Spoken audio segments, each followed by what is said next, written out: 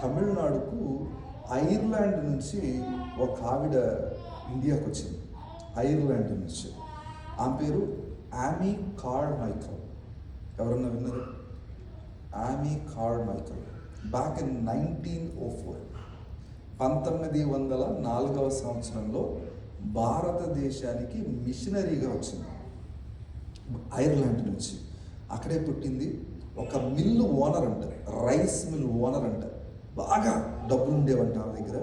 ఐర్లాండ్లో ఉన్నప్పుడు బాగా ధనవంతురాలు, ఏ లోటు లేదు. కానీ ఆత్మీయ జీవితంలో బాగా తమ తల్లిదండ్రుల ద్వారా బలపడి సండే స్కూల్ నడిపించింది, యవన కోడికలు నడిపించింది, ప్రసంగాలు చేసింది ఐర్లాండ్లో ఉన్నప్పుడు. తర్వాత ఆత్మచేత నడిపింపబడి భారతదేశానికి తమిళనాడుకు వచ్చి తమిళ భాష నేర్చుకుంది.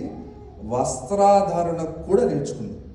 వస్త్రాధారణ కూడా అలా వేసుకోవటం, చీర కట్టుకోవటం, నగలు పెట్టుకోవటం, ఇవన్నీ చేయటం ప్రారంభించింది. వారు ఒక గుంపుగా చేరారు. ఆ గుంపుని ఏమంటారంటే స్టారీ క్లస్టర్ అంటారు.